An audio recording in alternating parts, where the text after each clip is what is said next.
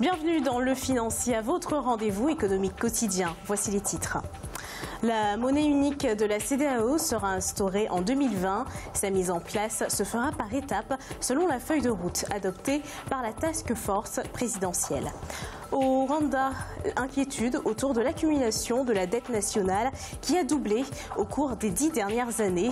Elle était de 35,2% à la fin de l'année 2016 et se situe actuellement à 36,6%. Et puis en fin d'édition, nous ferons le point sur les marchés boursiers du continent.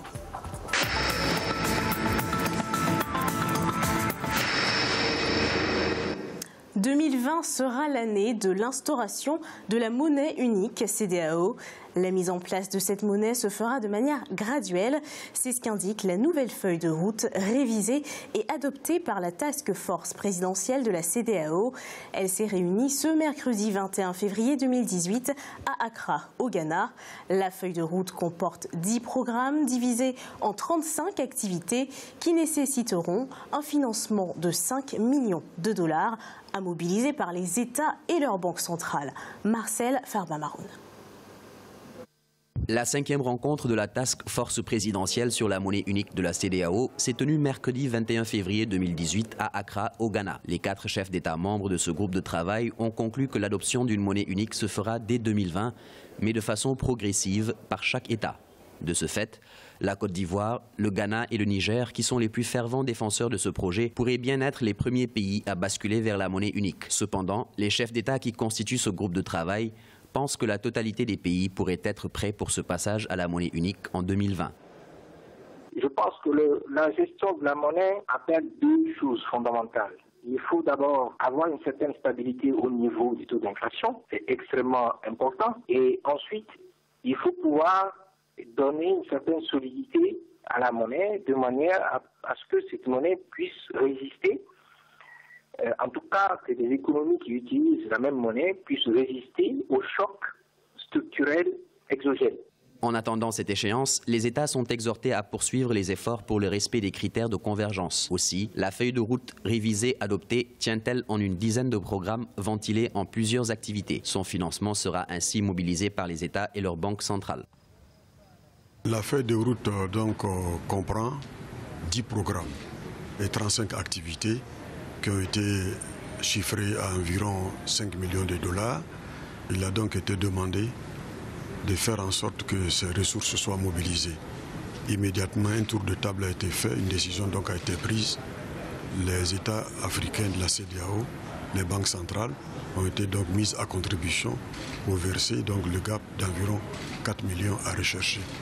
Donc je peux donc dire que les activités contenues dans la feuille de route sont donc couverts financièrement. Il reste simplement donc à les déployer. C'est ce qui va commencer dès le deuxième trimestre de l'année 2018. La réunion du groupe de travail présidentiel a été précédée de 2 réunions, à savoir la 6e réunion technique de la Task Force présidentielle s'étant tenue les 17 et 18 février 2018, ainsi que la 2e réunion ministérielle du groupe de travail présidentiel tenue les 19 et 20 février 2018. Le Maroc sera bientôt dans le top 5 des investissements de la Banque européenne pour la reconstruction et le développement. C'est ce qu'a déclaré le président Souma Chakrabarti. Il souhaite que le pays soit classé parmi les 5 premiers pays d'investissement de la Banque européenne pour la reconstruction et le développement.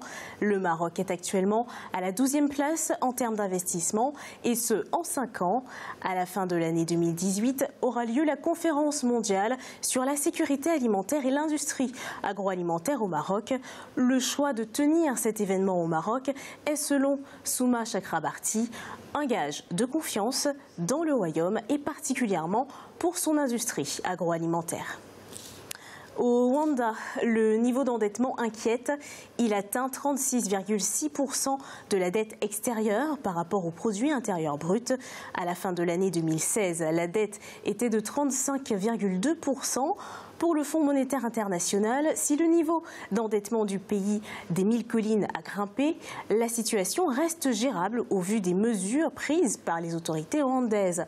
Mais les experts estiment que le pays devrait travailler également sur sa dette intérieure, qui s'élève à 10% à la fin de l'année 2017. Reportage de notre correspondant Fraterne d'Akaïsanga.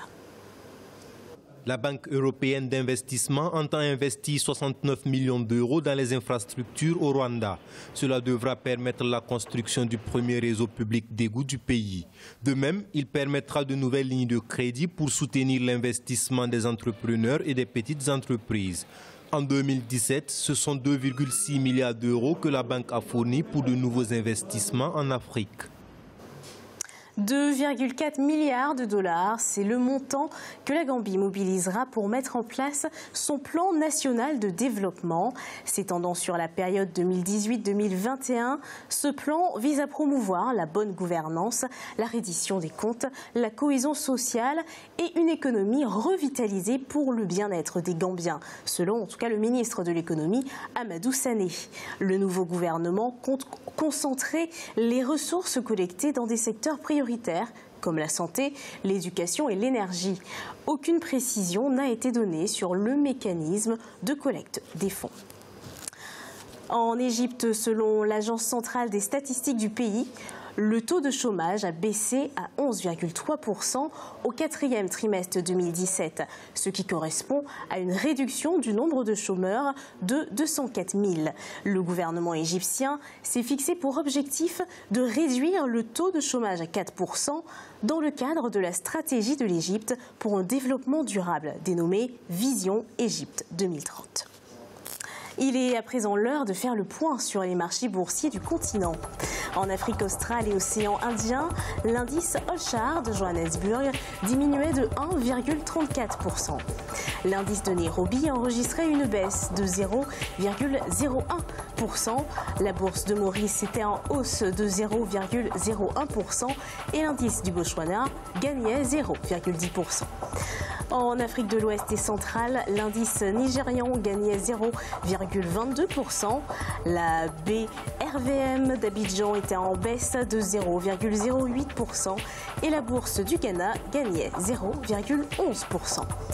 Et en Afrique du Nord, l'indice tunisien était en hausse de 0,17%. L'indice égyptien a augmenté de 2,18% et la bourse de Casablanca était en baisse de 0,34%. C'est la fin de cette édition du Financia. Merci de nous avoir suivis. On se retrouve bientôt pour un nouveau rendez-vous de l'économie.